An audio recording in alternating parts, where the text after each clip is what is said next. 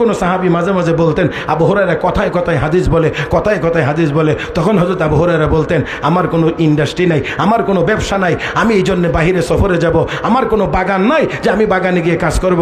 আমি মুসলমান হওয়ার পরে যতটুকু সময় ছিল সবটা সময় আমি নবীর দরবারেই পড়েছিলাম, নবীর দরবারেই পড়েছিলাম, নবীর দরবারেই আমি পড়েছিলাম। এই জন্যে আমি নবীর হাদিস বেশি সংরক্ষণ করতে পেরেছি। মুহতারাম হাজরিন, তো হযরত আবু হুরায়রা রাদিয়াল্লাহু তাআলা আনহু কান্দেন। কেন কান্দো আবু হুরায়রা?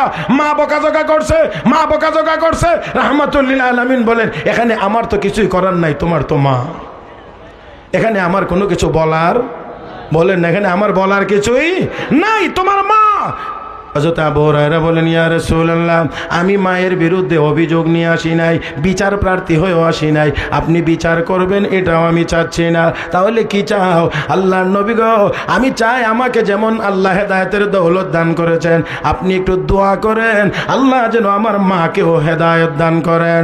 আবু হুরায়রা, অবশ্যই আমি দোয়া করব, অবশ্যই দোয়া করব। আল্লাহুম্মা দি উম্মা আবি হুরায়রা, আল্লাহুম্মা দি উম্মা আবি হুরায়রা, আল্লাহুম্মা দি উম্মা আবি হুরায়রা।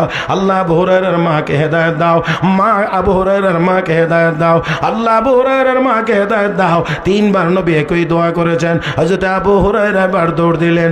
আবু হুরায়রা শান্ত মেজাজের মানুষ, দৌড়াদৌড়ি করেন না, কিন্তু এই দিন দৌড়াইতে আসেন। বন্ধু বান্ধব জিজ্ঞেস করে, আবু হুরায়রা কি হয়েছে, এমন করে দৌড়াইতে আসে কেন? হযরত আবু হুরায়রা ডাক দিয়ে বলেন, আমাকে আটকায়ও না, বাধা দিও না, আমাকে দৌড়ায় বাড়িতে যাইতে দাও। বলে কেন?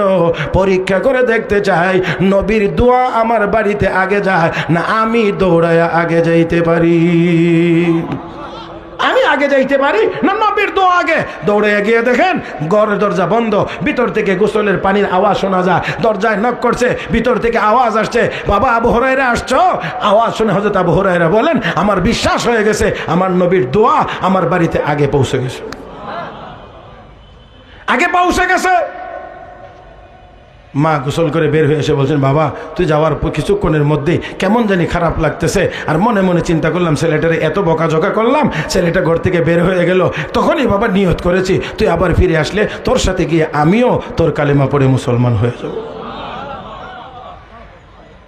হযরত আবু হুরায়রার মা কালেমা পড়ে মুসলমান হয়ে গেছেন। দেখেন দুনিয়ার সবচাইতে বেশি অধিকার দেওয়া হয়েছে মাকে, মাকে, মাকে।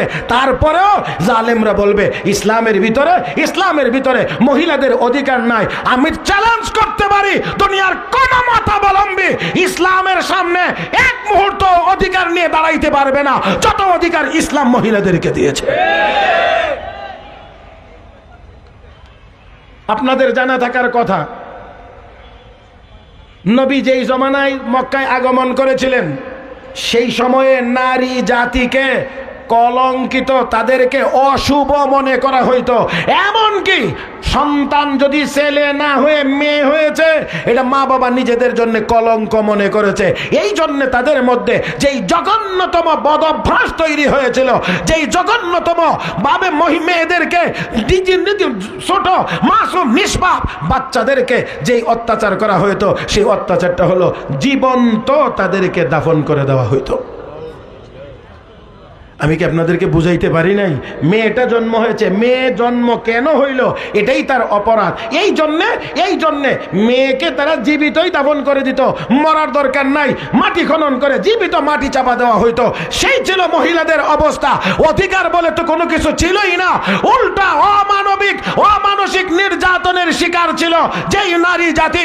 তাদেরকেই ইসলাম মাতৃত্বের মর্যাদা দিয়ে সর্বোচ্চ স্থানে বিশ্ব নবী তাদেরকে উঠাইয়া দিয়েছেন।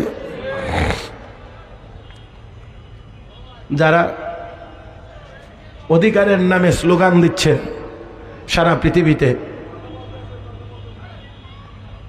আমার ভাইয়েরা একেবারেই প্যান্ডেলের কাছে যে সকল ভাইয়েরা কথা বলছেন, আপনাদেরকে অত্যন্ত বিনয়ের সাথে বলছি, আপনারা একটু দূরে গিয়ে কথা থাকলে একটু দূরে গিয়ে বলেন, যাতে এখানে যারা কোরআন ও হাদিসের কথা শুনবার জন্য বসেছেন ওনাদের যেন শুনতে কোনো ব্যাঘাত সৃষ্টি না হয়।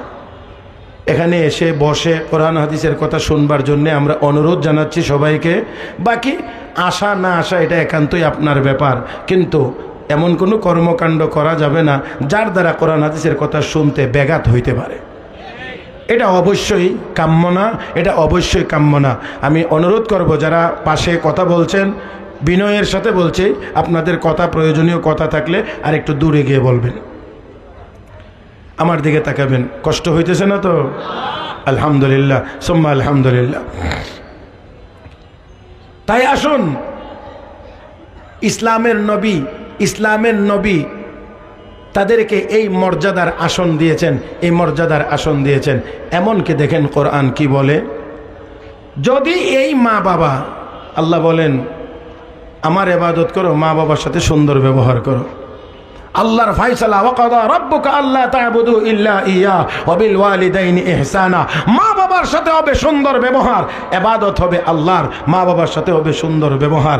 আমার বন্ধুরা, এত সত্ত্বেও আল্লাহ রাব্বুল আলামিন আবার বলেন, আল্লাহ বলেন ওয়া ইন জাহাদাকা আলা আন তুশরিকা বি মা লাইসা লাকা বিহি ইলম ফালা তুতি'হুমা ওয়া সাহিবহুমা ফিদ দুনিয়া মা'রুফা।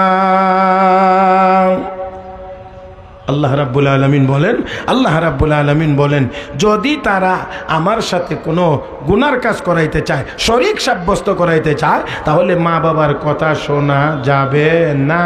তবে ওয়াসাহিবহুমা ফিদ দুনিয়া মারুফা, কিন্তু তারপরেও তাদের সাথে কোনো দুর্ব্যবহার করা যাবে।